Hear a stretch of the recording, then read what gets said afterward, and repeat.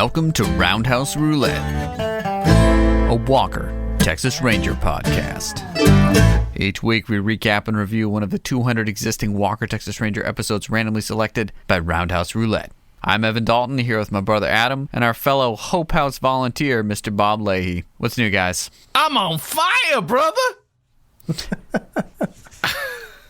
Well, we'd like to thank you all for joining us as we revisit Chuck Norris's groundbreaking courtroom drama. Today we're going to recap and review Season 7, Episode 3, Jacob's Ladder, where the Rangers find themselves putting out fires in more ways than one. But before we slide down the fire pole and jump behind the wheel, join us as we pull up a stool at CD's Bar and Grill.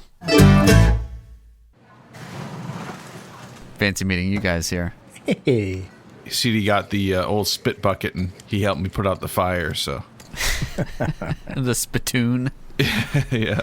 Well, this week CD's dishing out something else that might have come out of the spittoon. It's a 44 porter by Black Abbey Brewing Company in Nashville, Tennessee. As the Bar and Grill draft menu states, this is a robust porter full of malty richness, coffee flavor, and aroma. This beer has a dazzling personality with a little bit of smoke that won't quit. You guys ready to drink some coffee? Am I ever? So I might add, I'm also wearing my Black Abbey hoodie for the occasion here. It certainly helped me crack this can open and execute a masterful pour.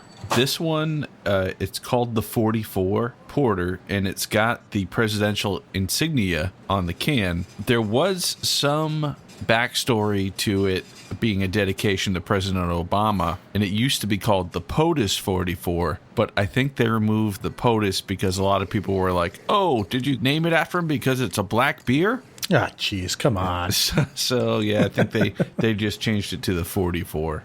That sounds like something that a Walker episode would do. Well, let's see how this sits on the palate, eh? It's good. This is one of my go-tos whenever I'm over there in olden times when I used to go to the Abbey. I don't think they're blowing smoke. It actually has a smokiness. And it's subtle. Yeah, this is just a great all-around porter. And their tap room here in Nashville is like an old Abbey. Evan and I actually threw down a few games of Magic the Gathering at the Abbey a few years ago. And let's just say the Abbey was never the same after that. And you were never allowed back. I don't get the smoke, though. You got a little bit of it. Yeah, it's just at the end. We've really gone down quite a rabbit hole here. So how'd you guys like that one? I like it a lot. Fantastic. Yeah, it's definitely a great beer, and if you're ever in Nashville, hit up the Black Abbey tap room. Great people over there. Speaking of rabbit holes, it would appear that we have to go down a few of them per our social media. Yeah, Adam Christopher reached out to us again on the Facebook. He said, I'm finally catching up and pleased to learn I got a few name drops in this episode. He's referring to the one where Alex slugs a Nazi, Soul of Winter. And he said, confusingly enough, during an episode where there was also a key character named Adam. So, a fellow Adam commenting on the fact that there's another Adam in the episode, and also my name is Adam, so it's very confusing. Well, Adam, you're in luck because this week's episode also has a character named Adam. Sure does. For those of you who caught our holiday special, there's one item that we missed, and you know, when you're a celebrity like Chuck Norris, you pretty much can choose to be in any magazine you want to be in. For this Christmas, Chuck Norris is on the cover of Houston Pet Talk, discussing holiday values. It's a real juicy one. Can you kind of describe the cover for us, Evan? Yeah, it's a seated Chuck Norris in jeans and a sick bolo tie. As he is seated, he is flanked by his two dogs. It looks like a golden retriever and a yellow lab. This is what he chose to do for Christmas this year, was to be in a video game with murderous tanks and also be on Houston Pet Talk. Busy December for him. I looked through it. There was also an advertisement for Seaforce water, naturally. Bob, do you want to describe the illustration of Chuck Norris for the Seaforce water ad here? He looks like a really jacked 40-year-old guy. And he wasn't even really jacked when he was 40, so Right. Yeah, it's pretty wild. Yeah, he's got like a button-up silk shirt, but it looks like he's not wearing anything underneath it, and his nipples are going to bust through it. And he's got his hand extended, and he's holding a bottle of Seaforce water, which is his bottled water. And the proportions don't look correct, do they? He'd be like the size of an elf. That bottle of water is very small. So maybe he's holding like a larger size. Yeah, did you guys finish the rest of yours? Because I poured some of it to make ice cubes, and then I put it in the fridge, and I forgot about it. So I did. I made a lot of ice cubes in mine, but... What were the side effects when you drank the rest? Well, I took one sip because there's one sip left after I made the ice cubes, and I choked. But I did eat something really spicy before I took the sip of water. That's why I took the sip.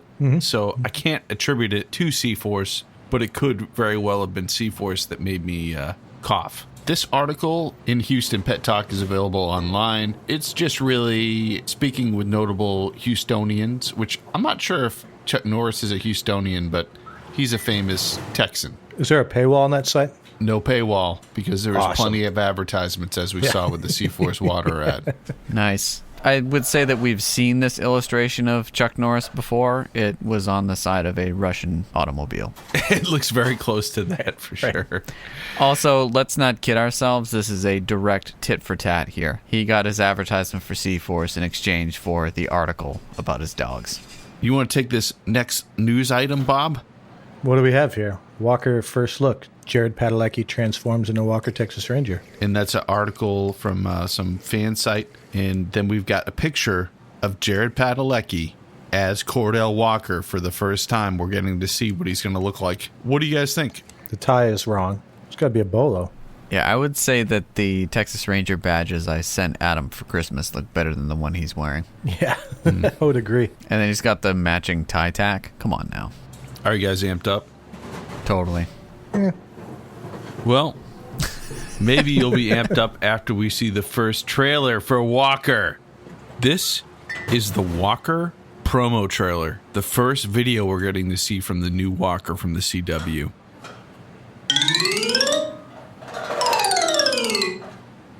Just out the gate, Evan, what's your response to that trailer? What do you got? I would say that this is not a Walker Texas Ranger show. This is just a show using the name Cordell Walker, and that appears to be the only similarity. The biggest difference being that this show apparently seems to have some sort of thread that runs through every episode, whereas like the original Walker Texas Ranger is episodic and each episode stands alone. That's the reason why we can run this podcast the way it is. Randomly selected by roulette.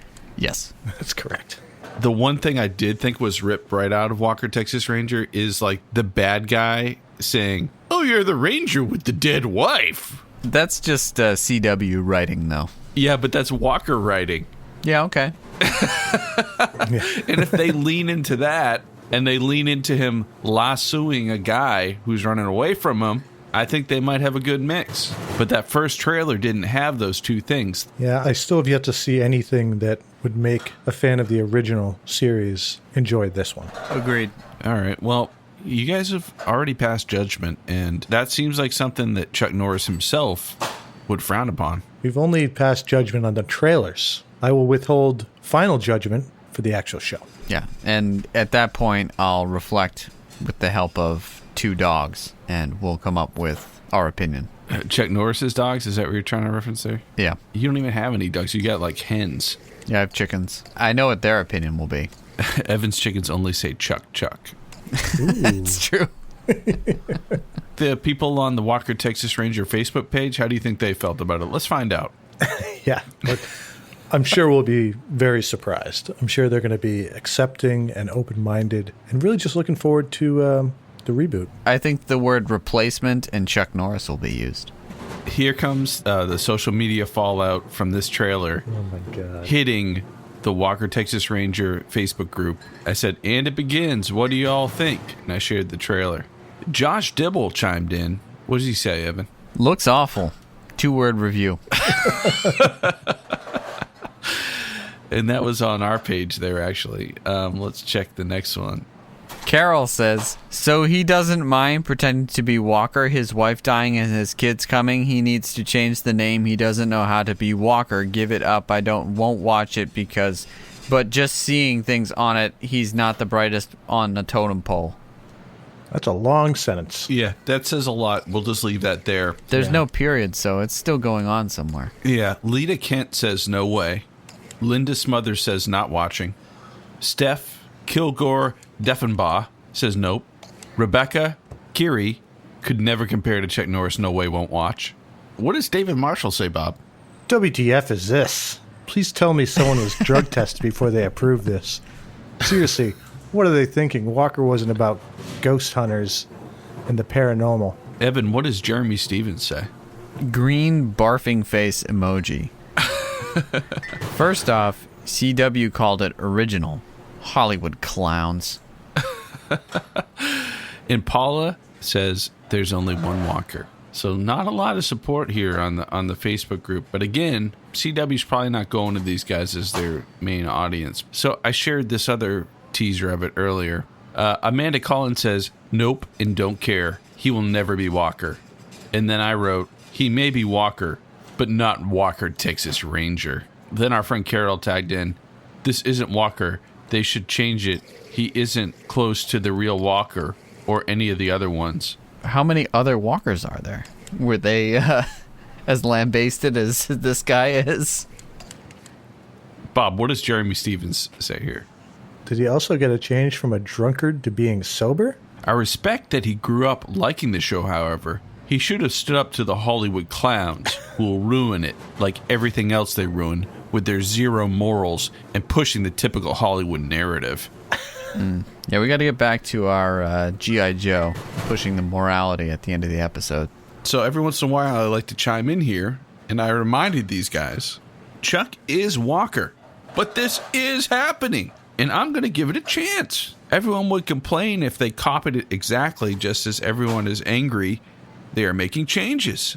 What if Tim Burton's Batman aped the Adam West TV show? What if Gus Van Sant's Psycho was a shot-for-shot remake?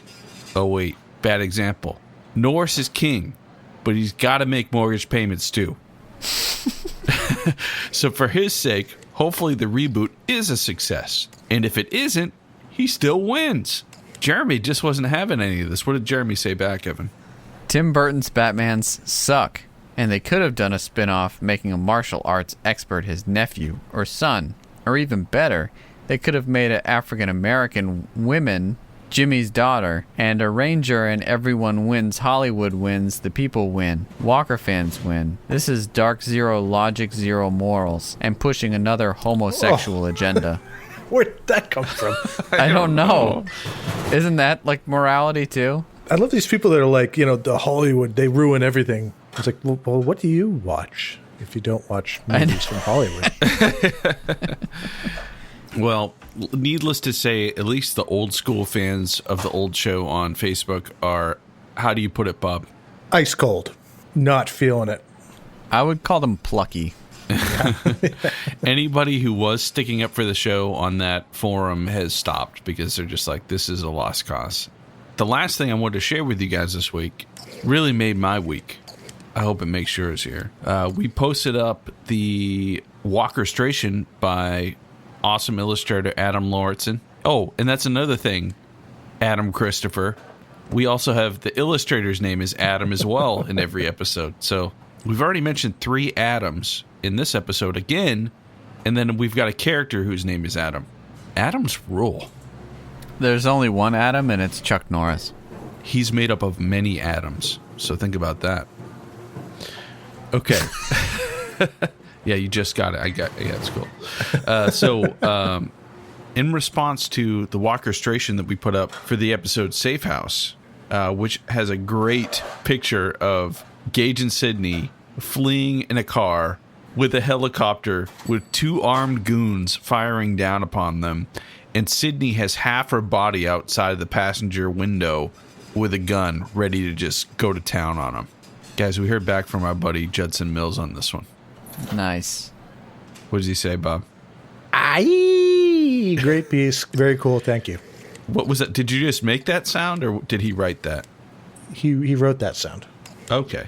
I guess that's the sound of him driving as fast as he can away from a helicopter with two guys with machine guns firing at him. So that would pretty much encapsulate that for me. And for the record, this is the Judson Mills with a blue check mark. So for all those haters out there. Do you actually tag him in these things? Oh, yeah. No, he's hashtagged it. Adam is shameless. I'm shameless. Yeah, Completely. I tag it. Yeah. So I wrote back, thanks for braving that helicopter attack. Glad we've finally been spinning some later seasons. Now, if we would only spin that one where you are attacked by a bear. I think Adam could come up with something pretty classic for that one, too. Hashtag bear vision. And he liked that back. So, yeah, there's a great episode where it's Walker's bachelor party and Gage gets attacked by a bear. And I want to say you never see the bear. It's all like bear vision. So I'm just picturing Adam illustrating something with like two paws in the foreground. That made my week. All right, well, we got a lot to cover this week, so let's get into it. If you're watching along at home and don't want any spoilers, hit pause and watch Season 7, Episode 22, Jacob's Ladder, and come back to us. Welcome back. Let's dig in, boys. This episode originally aired on May 15th, 1999. That was my birthday. And opens on a body bag. Yeah, pretty grim cold open. It's kind of like a CSI episode or something where there's just a body bag sitting there. And then a witness, Hannah Sanchez, is recounting what happened to the assistant district attorney who just happened to be there, I believe. I got a lot of problems with this Hannah woman now. Yeah, I definitely do too. I'm curious what your issues are. Well, first of all, I don't think she's of any sort of Hispanic descent, yet she is speaking with a really bad fake Spanish accent. And her getup is like Norman Bates' mom. Yeah, so this woman is played by a woman named Ana Navarro. And Ana Navarro's IMDb page goes back to the mid-'60s, but none of her roles are particularly substantive, such that her role in Walker, Texas Ranger as a secondary or tertiary character is listed as one of her major achievements. Oh, wow, okay. But she's had work since the 60s. Good for her. This was her last role. Is she alive? No, she passed away like 8 years later, but this was her last role. This is her swan song. That's also a Walker episode. She's putting on this weird accent where she just like drops random consonants. It's more like a caveman accent than any sort of language accent. It's very weird. She did witness a murder, so she did effectively convey that to Alex Cahill. She sure did. And when asked who it was, she spouted out what one can only assume was an ad-libbed name for a gang leader. Just they had to just use for the rest of the episode. Yep. I mean, it was pretty good. We'll get the script on this one, see how different it is. Yeah. Yep. The guy who gunned someone down in cold blood in the streets' name was Loco Chavez. And we saw a little flashback there where Loco Chavez uses the famous Walker prop Uzi. The squirt gun Uzi. He gets out from his fancy, I don't know what it is. It's like a lowrider convertible Buick or something. And guns a guy down in the street, which happens a lot in random suburban neighborhoods. Definitely in the outskirts of the Dallas metropolitan area. And, he very quickly looks around to make sure no one's peering through the curtains. It's not just Hannah Sanchez, but we also see a neighbor across the street witnesses as well. So it wasn't just her. So, of course, Walker and Trevetta are there on the case, and they hear this Loco Chavez, and they say, all right, let's go pick him up. And so they go to pick up Loco Chavez at his hangout. Boy, did they ever. You guys dig the music they're rocking out to? Oh, man, I looked up the music. I think it was written for the show, it looked like, right? Hashtag living on the dark side. Living on the dark side. Living on the dark side. Oh, yeah, it was like, I forgot, yeah. So it was kind of like a really terrible rap over like a drum loop. Yeah, I mean, it's no Saturday Night Ballin'. So yeah, they go to pick up this guy, and he's full of, all this bravado, and he's like, last time they had a witness, but the witness never showed up. He's just like admitting to witness tampering, but no one's picking up on that. They just bust him. And he has like this awesome grin when he's saying it too. The next thing we know, they're in court, and Alex has got her star witness, Hannah Sanchez, the old woman with a weird accent, on the stand, and she's saying, I know exactly who it was. And she points right to Loco Chavez, but the defense completely eviscerates her. This guy is good. Well, I know why he's good. It's because we've seen him, I think, in 2 different episodes already. His name is Brandon Smith. Yeah, I recognized him for sure. We first saw him driving a sick white 10-year-old Lambo. Oh, right. Oh, yeah. Way back. And then we saw him as the accountant for some crime boss. She ID'd him on the stand, and as we mentioned, this lady's kind of old, and he goes up and he says, oh, I see you've been fiddling with your glasses there, and I also have a record here showing that you recently got your prescription updated after the events that you just testified for. How would you even be able to ID somebody with such terrible eyesight, you old bag? She gets very flustered. Alex is watching her case fall apart right before her eyes. Even if you can't see someone's face, you can see the vehicle that they're driving. And if it's a vehicle that's as ridiculous and obvious as the car he drives, and it only seems like he uses it, it would seem like that would tie him pretty closely to the murder. Yeah, but he could be like, well, you got to try on her glasses, Your Honor. She's not going to even be able to see if there are tail fins on that car or not. She can't tell the difference between a 64 and a 66 Chevelle. One thing I did notice from the previous scene, though, is that, when they picked up Loco Chavez, they were in the pickup truck, and I never thought about this before, but when they go pick up witnesses or arrest people, do they ride up front between the two of them? Well, if this were season 2, he'd ride in the back. But if there's one thing we've seen in this episode and in previous episodes, but particularly this one, it's that the gang that Loco Chavez is the mastermind behind, which is the Fire Lake Bloods. One of their things is, let's see how many Fire Lake Bloods we can fit in a car. Yeah, no doubt.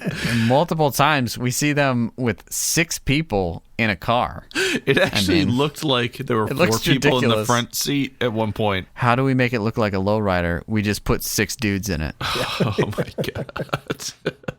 So anyways, the star witness totally flustered. Once again, really awful accent and acting. I don't understand what happened there. It was kind of hard to watch. Then they're like in the hallway of the courtroom or whatever, and she's like, oh, I'm so sorry, I ruined everything. And Alex doesn't really refute that, but then Loco comes out from behind. He's like, you bitch, you better, he calls her a bitch, and then he's like, you better watch your back. And it's like, you just completely intimidated a witness in the courtroom in front of everybody. I would think there are a lot of lesser charges that Loco could be brought up on, but let's ignore those for the sake of the story. So, Alex feels bad, and I guess she's going to drive Miss Sanchez home.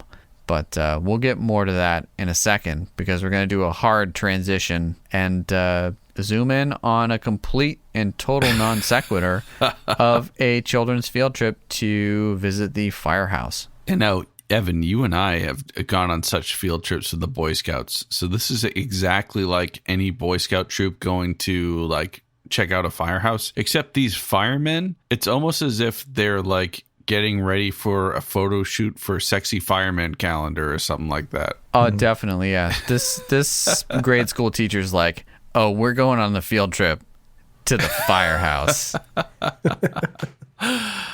Did any guys realize that one of the firemen was Billy the boyfriend in Soak's Dreams? He was even asked the tough question, do you want to do this the easy way or the hard way? And oddly enough, he picked the easy way, and that's why they let him be an extra in another one.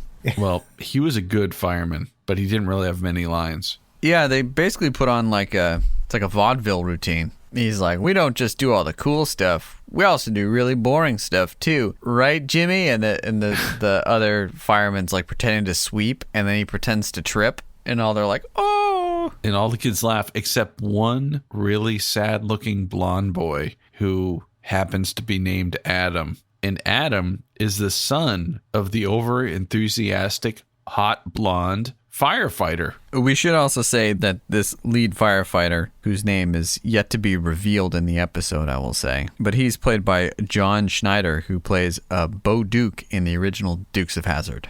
for the original viewership of Walker, he's a real guest star. Yeah, most definitely.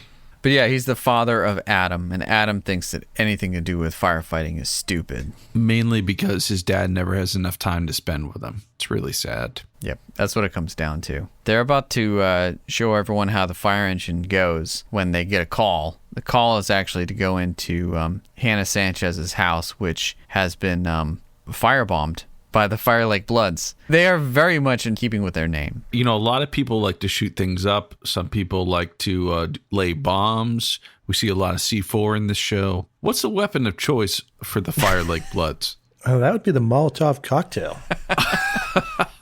And at this house, when they throw it in there, it does seem to explode like the house had like compressed gas inside it. Yeah. Suffice it to say, Mrs. Sanchez forgot to turn off the stove when she left for her court date. It certainly looked like it. But when they're prepping it, I can't remember if it's I think it's the second scene when they have the Molotov cocktails, but they literally are lining up Molotov cocktails like they're just like sodas. They've got like 20 of these things loose. Yeah, they crush some beers, then fill it up with gasoline and toss it at some places. Yeah, some oiled do-rags and done. Now, I think it was this explosion, but it almost seemed like this explosion took the stunt doubles by surprise, too. Because the house blows up, and then glass comes flying towards them. They look legit surprised, and the glass even gets, I think, into the getaway car. If you watch it, it looks like it kind of got out of control there. Oh, no. In keeping with their MO, they were seen by many people doing this, because they're just walking up in broad daylight up someone's walkway with a flaming Molotov cocktail. Just having a few sodas. Yeah. You've heard of the Flaming Mo, right? So yeah, the firemen all show up and, they're putting out the flames. And this is exactly when Mrs. Sanchez arrives home, driven by Alex. Yeah, the bad acting commences. My house! Continues, I should say. Oh, no! And Walker and Trevette show up too. And this is when we find out that the sexy fireman is also #old friend. Because his son acted out and has to do community service at the Hope House, which is one of the many charity causes of Alex. But yeah, they put out the fire, and we zoom back to Adam at home playing some version of Doom. It's a violent video game. Like angsty kids. He's acting out. He's got problems. He plays violent video games. And his mom somehow knows that her husband's going to be on TV. On the live news broadcast. Yeah. And she's like, your dad's going to be on TV. He's like, I don't care. That's stupid. Mom gets her way anyways and turns on the TV. And he's interviewed by the newscaster there. In very odd form, he calls out the cowards who lit this house on fire. He tells them that they must be really big men for trying to make an old woman cry. It's like, I'm pretty sure they were trying to do more than just make her cry, but... Yeah, we're talking about the Fire Lake Bloods here. Yeah, and I should also say that the Fire Lake Bloods are also watching TV. And they saw this newscast. Yeah. And they saw this hunk of a fireman just call out the Fire Lake Bloods as a bunch of pansies. They're not going to let that slide. They're not even Loco Chavez, these bad guys. They're like his henchmen. They don't like being called out. So then we see that there's actually drama at home, too. What's the name of the fireman? They reveal it? We don't know it already? No, we don't. We don't. And we don't know his name because his name is Jacob. Like the title. And he's the namesake of this episode. Okay. The episode being named Jacob's Ladder. And get it? He drives a ladder truck. Oh, my God. Well, Jacob walks into the house. His son's angry at him because he had to turn off his video game. He probably didn't even have a chance to hit save before his mom switched it to the local news. It was probably a Genesis game, so we couldn't even save it. So terrible. Essentially, the son blows up on him. He's like, I hate you. And Jacob's like, it's okay to hate me, but we need to go do community service. You can hate me. You just have to respect me. Seemed like a weird thing to say to like a 10-year-old. So yeah, they go to do some community service, and it come to find out Mrs. Sanchez, she is now going to be living at the Hope House. And Jacob, he's like, I'm going to give you a $10 bill, and you're going to give it to Mrs. Sanchez, who just lost her house. It was weird. It's like, yeah, we're just going to give her a 10 spot. Yeah, that ought to soften the blow a little bit. Help ease the pain. Her house just got firebombed. It's all about the Hamiltons, baby. They go to the Hope House. There's this weird interaction between Mrs. Sanchez and Adam as he hands her like a crumpled $10 bill. I'm sorry you lost your house. Here's $10. This is when we realize that there's a second witness, and this witness's name is Mr. Mercado, and he also saw what happened. And so Alex asks him to testify, and he won't do it because he just saw what happened to Hannah Sanchez's house, and he's like, look, it's not just me alone. It's, my daughter and her baby, and I got to look out for them too. And we're all like, okay, well, I guess that's a lost cause. That's fine. He's got to look out for these things. So he's leaving the courthouse, and we see Buick with 6 people in it. Yeah. So they don't know he's not willing to testify, so they decide to follow him. And he has a heart-to-heart with his daughter on a bench in their front yard. Yeah, and you're like, please, guys, don't have this conversation on your front yard. Yeah, it's just kind of awkward and weird, but she basically, convinces him that he should do the right thing and testify. And then she's like, oh, I've got to go to the store. Why don't you watch the baby while I'm gone? And then she leaves. And then we assume something bad's going to happen. But we don't really see what happens because cut to Walker and Trevette hanging out in Walker's truck, waiting for a sting to commence.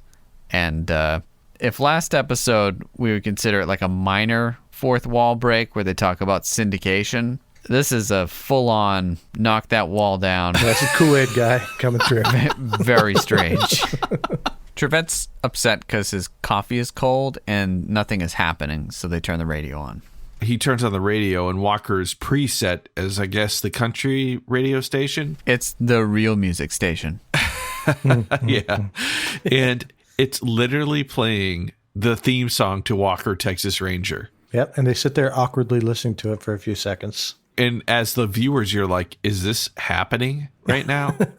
And they let it sit for a little bit. And then Trevette's like, I don't know about this. Then he kind of like switches it to another station. And it's like, what kind of music? Oh, it's like Walker music director caliber music in the soul category. Chuck Norris is kind of like, dude, I'm Chuck Norris and I'm driving. You're not. So I'm going to listen to my music. He puts it back to the Walker, Texas Ranger theme song. They let it play out. Let it play for a bit. Yeah, it's a real uncomfortable time. And at the end of the song, it goes boom, boom. We know that pretty well because we're always using the... And Walker taps his fingers to the hits on his steering wheel. Boom, boom. It's almost like he's heard it before. And what does he say to Trevette to combat his music, Evan? He's just like, that's real music or something. Yeah, he's essentially saying that his performance of his own theme song is real music. Now, that's what Walker calls music. You also learn never touch Walker's radio. Especially not when his own theme song's playing. Yeah. So Chuck Norris exists in this universe, and we'll encounter it at another point in time where they talk about Chuck Norris in an episode. I remember this distinctly. Oh, my gosh. Yeah, that's pretty ridiculous. But this is just a straight-on fourth wall break. They listen to their own theme song while waiting on a sting. And Trevette's not digging it. It felt just as icky to him as it felt to the viewers. Well, just when we're feeling really uncomfortable, the sting actually takes place, and they have a pretty massive firefight. So let's get in on the action. What happened, Bob? A bunch of people start shooting. Lots of crazy sound effects. Some guy tries to get away in a van, so obviously Walker jumps onto the side of the van, holding onto the window as the van's driving away. And meanwhile, all the other guys are shooting each other. Eventually, that van hits some empty boxes, which I guess we're supposed to believe stopped the van, but it didn't stop it fast enough where Walker fell off. He managed to hold on the entire time. It was probably the weight of Walker hanging on to the side of the van that slowed it to a stop. Those tires just didn't stand a chance. I'd buy that, yeah. He can be as aerodynamic or generate as much drag as the case needs. His beard is kind of like a bird's feather. Very much so. So, here's a philosophical question for you guys. This is in the context of Roundhouse Roulette here. As far as our stats go, should I consider this a fight? No punches are thrown. It's just it's a firefight. Right. A gunfight. Yeah. I think so. Yeah, because this is one more fight than in the neighborhood. So, Usually it's not an issue because in most cases when it's a firefight, it kind of turns into a fist fight as well. So that's not really a question. But in this one, there really wasn't much martial arts. The only martial arts are when Walker kind of bent the guy's arm with his gun to point towards him. But that was basically it. All right. yeah. Okay, just want to clear that up. So at the fire station, they're playing poker, as they're wont to do. And they get another call. Ladder 72 busts out of the fire station and ends up at Mr. Mercado's house, which is another blazing inferno. And now this time, he's still inside, along with his granddaughter. And his daughter's out front, like, screaming bloody murder because her father and her daughter are stuck inside in this fire. What's going to happen? Before the fire truck pulls up, we see that this time, the Fire Lake Bloods have used this fire to bring Jacob to the scene because he called them out on TV, and they're perched behind all these trees and stuff with guns, and they're set to attack the firefighters when they try to stop the fire. Now, everybody knows that Dallas only has one ladder house, so they just knew that Jacob would be on patrol for this one. So, well, it's the same neighborhood, so it's got to be the same territory. So sure, but they knew he was working that day. Yeah, there's they no had way like they an knew that. informant that was like, "Oh yeah, he's on. Light the fire now." They could have seen like his car at the fire station. We don't know. Someone trailed him. We have to give him this one. Okay, all right. We are talking about the Fire Lake Bloods here. Yeah. Right. They have their act together. So Ladder 72 arrives at the fire, and then immediately they start taking fire, and they're very much under attack. For a while, you're like, wow, are they going to get just wiped out here or what? And I kind of hit pause, and I said, okay, I'm calling the rest of the episode from here on out. And this is what I said. I said, Jacob gets injured, but he doesn't get killed. We're going to have a hospital scene. And that's going to push his son to have sympathy for him and hence turn the relationship around for him at the end of the episode. But Jacob, kind of the leader of the firefighters, says, hey, pull back. So they were just about to stop the fire and potentially save the baby and grandfather, who's a witness, but they decided to pull back because they're being fired at by a gang, which I would assume doesn't usually happen when the fire truck pulls around. And they kind of pull down the block to kind of regroup for a second. Yeah, but they only back up 50 feet. Just enough for Walker and Trevette to pull up in their bulletproof Dodge and to say, we'll cover you guys. Come on, let's go. And I would say what follows is one of the most bizarre sequences I would say the show maybe has ever had. In what world did two Texas Rangers come in and provide cover fire for firemen to put out a fire and to rescue people from a burning building? And you've got these firemen who are, holding the hose and trying to douse this flaming building. And they're pantomiming, ducking and dodging bullets while they're doing it's the weirdest thing. And Walker and Trevette are doing the classic, oh, we're in a firefight thing, so they're just kind of standing there and occasionally just popping off a shot or something. So two of the firefighters go into the house and they find the baby, and Jacob says, hey, take her outside. So the other guy takes the baby outside. They get the baby to breathe, and it's okay, the baby's fine. Let's see what Jacob's doing back in the house. It's every room of it's smoldering. And he finally finds the witness grandfather there, and he is out, and he starts trying to pull him towards the front door in order to save him. It's kind of labored, and everyone's like, hey, where's Jacob? And as a Walker viewer, you're like, all right, this house is about ready to freaking explode. So we know what's going up. He's going to pull the guy out before it explodes. Just in time. Why would the house explode? I mean, I know it's on fire, but... Yeah, I am not sure, yeah. Because the first house that they blew up exploded pretty much immediately. Yeah. This house is more of a slow burn, but then, of course, exploded right after the guys got out of it. Well, true to their form, the Fire Lake Bloods knew that if they lit a few extra Molotov cocktails, it would just blown up right away. But they used just the right amount of Molotov cocktails so that they could lure him there to try to kill him. And they needed that extra time for him to actually get out of the truck and all that stuff. So they timed it perfectly, really. Yeah, we're giving those guys a lot of credit. I think these guys need a lot of credit because what happens next is pretty ridiculous.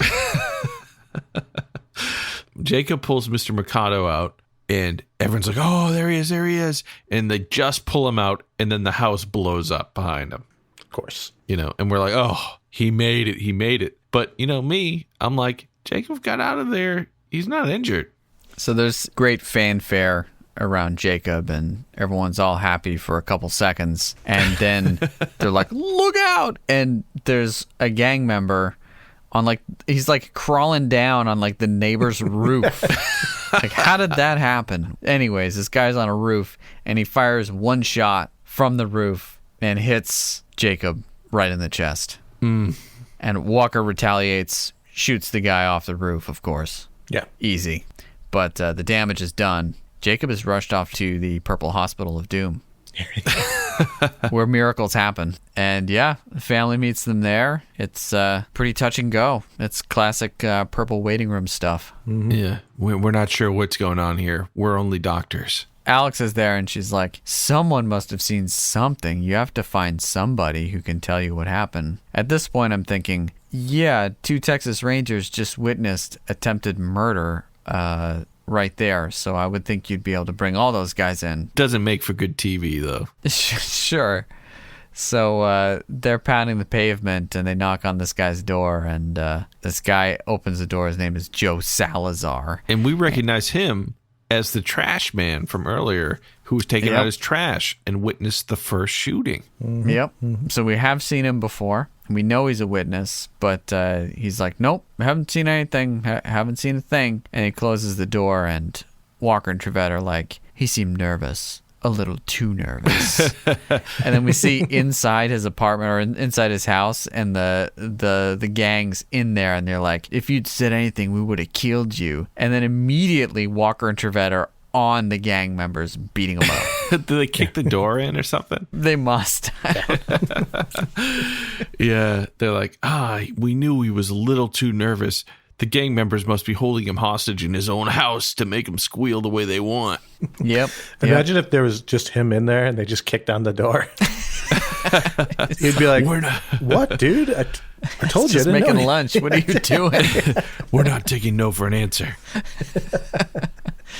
So since the Rangers saved his life, he's like, okay, I'll testify. Thank you. Cut to him in court. And after seeing a gang member in the court drawing his finger across his throat, Joe Salazar loses all bravery whatsoever and lies on the stand. And I was expecting the first witness to lie on the stand. I wasn't expecting it to be her eyesight that would get the bad guy out of it. But so they're changing it up. You would think someone like the bailiff or the judge would see a guy pantomiming slitting someone's throat in the courtroom. To his credit, it was really subtle the way he did it. So subtle. So subtle. He's probably front row, just like, judge is looking right at him. Yeah, it's like he's like trying to get the guy's attention. It's like the 5th time he's done it. So, he lies under oath. Alex is kind of like, this is not what you told me earlier. She's really flustered. Yeah. Loco Chavez, off scot-free. Back in the hospital, though, still touch and go with Jacob. And Jacob's wife is all like, Adam is really taking it hard. He said some things that can't be unsaid. Walker's like, well, I'll do what I do best and parent, even though I'm not a parent. Yeah, Walker does your job better than you. Yep, exactly. Exactly. He goes on over, and Adam's all like, is my dad going to die? And Walker's like, only God can answer that. Maybe we can talk to him. It's prayer time. # power prayer. It is a power prayer. And again, whenever they mention God, the shot's on Chuck Norris. Yeah, that's no accident. No. Did you guys think the guy was going to wake up right after they started praying? Because I was pretty waiting sure for it was the gonna yellow happen. light to start or something like that, Miracles happen at that Methodist hospital. I'm telling you. So, yeah, I was like, man, maybe something like that will happen. But instead, Walker kind of guides the conversation to have Adam realize that his dad really is a hero and that we all try to do our best. I guess it's the next day. Adam is volunteering at the Hope House, and it's his last day of volunteering. He's all like, Miss Cahill, after my community service hours are over, is it like okay if I still help out? And she was like, we'd love to have you volunteer. A warm moment for all of like 2 seconds, because we see outside Joe Salazar, the guy who lied on the stand, nervously walking down the street. And he's nervous because there'd be 6 guys in a Buick cruising behind him. Yeah, with some open cocktails. Yeah. It's true. Right? I mean, they're either in the back trunk with just lined up with Molotov cocktails, because they do show a shot before all this of them making them. Yeah. And there's like a whole table of these. It's like arts and crafts time. So, yeah, he's running up the street. And why are they still after him? Yeah, because I think he's a that witness? I don't know. I guess they're like just trying to snuff him out because they know he's a witness. But and he was going to just didn't testify crack once. So, yeah. So, like any sane person would do, he knows that murderous thugs who light things on fire are chasing him. So he runs into a house for charity. He runs into the Hope House and says, what a dick you move. guys have to help me. These guys are after me. They're trying to kill me. So everyone in there springs into action. They get all the kids in the back of the house, including Hannah Sanchez, whose house was already burnt down once.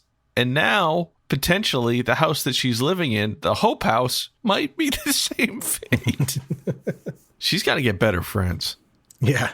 It absolutely never pays to be an old friend of Walker. But so they just pull up and they do what they do best. In broad daylight, they just start chucking Molotov cocktails at buildings. And one of them connects through the window and lights the carpet on fire. But Adam springs into action. Cool as a cucumber. That kid, he grabs the fire extinguisher. He snuffs that thing right out. Yeah, just like his dad. He's a little fireman. Yeah. And, Joe Salazar, the guy who was being pursued, his plan actually works out because if you're looking for help, you find Alex Cahill because Walker and Trevette, they're never far away. And the second Molotov cocktail does not make it through the window. It's actually the victim of a pseudo super shot, I would say. I was going to say, is this a super shot? So Walker shoots it out of midair? No, he shoots that out of a guy's hand. Oh, right. And then there is fire, so that's sort of like a super shot, right? No, a real super shot, it would have exploded in the guy's hand, and then he would have caught fire. If this were season 2, I think that would have happened. Right. The quality control in these Molotov cocktails is not very good. Right. Because in the first house, they threw one in the front window and it blew up the house completely. Yeah. This one, they threw that one in the window and it had a fire maybe about a foot in diameter on the carpet. So I don't know what they have different grades of gas that they're using or. Yeah, Adam's fire extinguisher, it was one of the mini ones too. So it was pretty easy to put out. They're really slacking, but they were shaken up. They almost lost their leader. So Walker and Trevette, they show up, of course, shoot the Molotov cocktail out of guy's hands, and then kick ass on the front lawn of the Hope House. And the whole neighborhood comes out and watches, at which point the neighborhood says, yay, that's great. We're not scared anymore. We're all going to testify. Trevette and Walker just wrecked house on these guys. The Molotov cocktails that didn't get used are just splayed out on the front lawn of this Hope House. And there's this older couple that walks up and they're like, we're ready to testify now. And the old guy holds his wife and she just puts her head down on his chest as if oh, it's all better now. It was the cheesiest thing I've ever seen. Yeah, there's nothing like a good Texas ass whooping to make you want to testify. That's for sure. I guess the moral of the story is when communities stick together, you can put out a Molotov cocktail. Yeah, I guess. I still think the moral of the story is just find Walker and you will be saved. No, but if you're his friend, you're going to be in peril first. So it's kind of catch-22. So we assume that the whole community testifies, although in reality, given the track record of the neighborhood, it's a 50-50 shot. So probably half of them testified and the other half chickened out. I don't know. Well, given the benefit of the doubt. But we don't get to see a satisfying court scene at the end. Instead, we get a medal ceremony. Kind of like a Star Wars style medal ceremony. The firefighter who rescued the baby with CPR, we see him get a medal. And we're like, wait. Where's Jacob? There's his family. There's Walker and Alex. Where's Jacob? Oh my goodness. Is Jacob dead? Did he die? Exactly. And again, if he died, my prediction would be totally wrong. The way they have it worded is like they're talking about him in past tense. Yeah. He did wonderful work. Stuff like that. That's why we're giving him this medal. In memory of what he did. Yep, they use the term like in memory. You know, and you're like, oh, so he died? Right. They're like, come on out here. Yep. Oh, come on out. And he hobbles out with a cane. Oh, my God. I don't think the episode could be any cheesier. This is like the fondue fountain. Oh, man. It was so bad. But he did do a good acting job limping up to get his medal. And everyone was super proud, including his son. And then it's even cheesier. He makes eye contact with his son and then does like the point. Oh, it's so bad. Freeze frame on the point. So bad. No, there wasn't a freeze frame though. This one ended in a fade out. Oh, it was a fade. Okay. Yep. Okay. Just the beyond cheese of all cheeses. It just made me angry. I was like, what? Why is he hiding behind a fire truck? Like, why is he not sitting with his family? Yeah, it made usually no sense. They have people sitting and they get up. You know, they're sitting with everybody else. But he was like, hiding behind a fire truck. Just need to make that entrance, I guess. Good on him, and his son loves him now. So yeah, Walker saved everything. Jacob's Ladder is now an awesome dadder.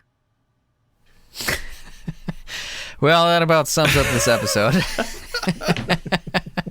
We'd like to give a shout out to our friend and collaborator, other Adam, Lauritsen, who's been drawing the amazing Walkerstrations on our social media. Can't wait to see the one he does for this. Be sure to check out his other art on Instagram at @AdImagination_RunAmok. When we come back, it'll be time for us to each rate Jacob's Ladder on a scale of 0 to 10 boots to the face, resulting in our patented Roundhouse Roulette episode ranking, complete results of which are available on our website, roundhouseroulette.com. Don't you dare go away.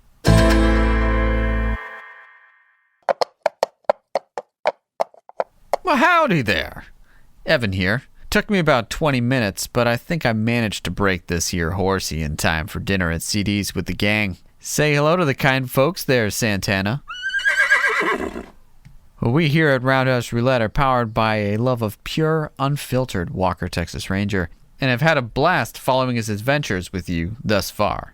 Our mission is simple: to deliver the light of Walker to the world. If you'd like to lend us a hand in doing just that, please share us with a friend. Or leave us a kind review on Apple Podcasts. I shouldn't have said Apple. Santana is chomping at the bit.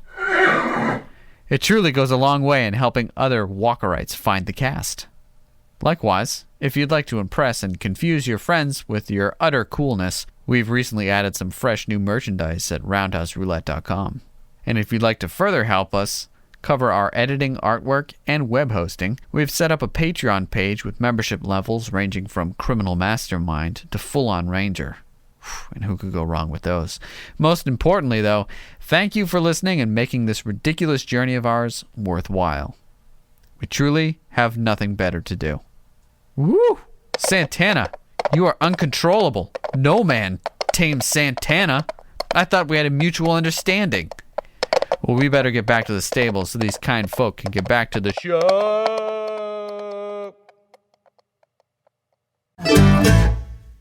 Welcome back. Well, now we have the lovely task of rating this episode. Yeah, I didn't like this one at all. You didn't? No, this one was pretty bad. Yeah, it focused more on like the family dynamic, which was super lame. And there was very little ass kicking. I think the gang was funny. And there was some really terrible acting, but that actually just made me confused. And then their sort of heavy-handed morality was too much to bear. I can deal with heavy-handed morality if it comes with a ton of roundhouse kicks, and this one was pretty lame. I think I'm going to give this one like a 3. I just don't like it. I'm going to give this episode a 4. There was a lot of action still in this episode. We weren't deprived of action, even though there was this really weird fireman subplot that turned into the main plot. We did get a good amount of explosions. The gang was pretty ridiculous. And yeah, we had Walker listening to himself sing the Walker Texas Ranger theme song in his truck. So that alone kind of buoys it up a little bit. So I'm going to stick with 4. You guys are too nice. I had a 2 for this one. I'm down with that. Yeah. Never have I found myself checking the time so often as watching this. I'm like, God, when are they going to wrap this up? So yeah, I mean the high points were definitely the shootout with the fire truck.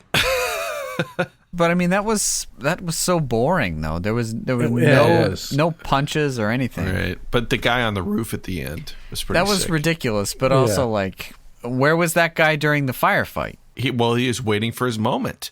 Just the whole idea that they pull up to this fire and then immediately start getting shot at and then just back up down the street and then Walker and Trevette just go right in like they wouldn't just get completely mowed down.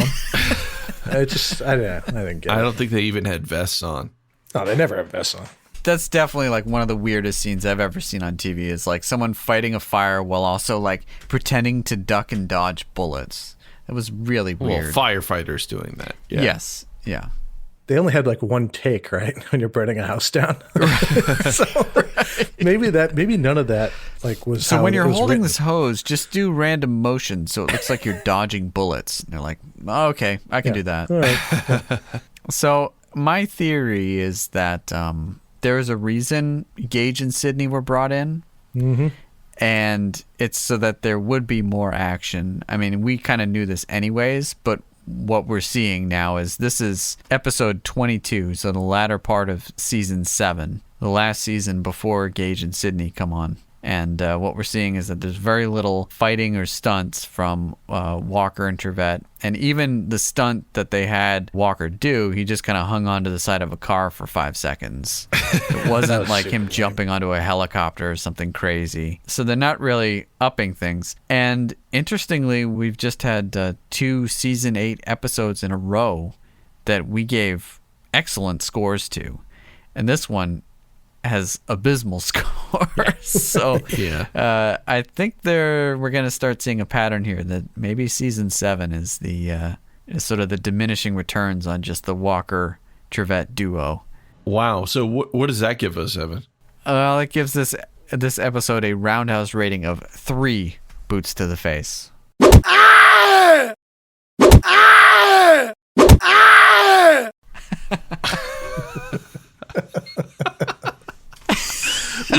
We should have to play them that many times, right? But what happened when it's like definitely. 7.6? Oh, then you just sort of cut the scream short. Well, I think we can all agree that the Fire-like Bloods have nothing on the Diamantes. But let us know what you think on social media or by emailing us at roundhouseroulette@gmail.com. When we come back, we'll spin the Roundhouse Roulette wheel and select next week's episode. Bob, you ready to spin that virtual wheel? You know I am.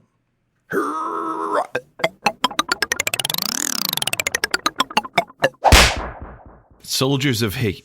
A hate group plans to set off bombs at a racial harmony celebration, and only Walker can stop them. Whoa. Only Walker can stop them? I mean, that goes without saying. So when you say it, that must mean something. Didn't we already see an episode with this? Oh, wait, that was Top Dog. It's true. That's true. Was it a racial harmony ceremony? It was. I think it was. Yeah. It might have even been called that. Well, we hope you'll join us too next week when we share our reactions to Season 8, Episode 19, Soldiers of Hate. In the meantime, share your opinions with us on Facebook and on Instagram at Roundhouse Roulette and on Twitter at @RoundhousePod. And please rate and review us on Apple Podcasts or wherever you get your fine podcasts. Thanks for listening. And until next week, may the eyes of the Ranger be upon you. When you're in Texas, look behind you. Oh, 'cause that's where the Ranger's gonna be.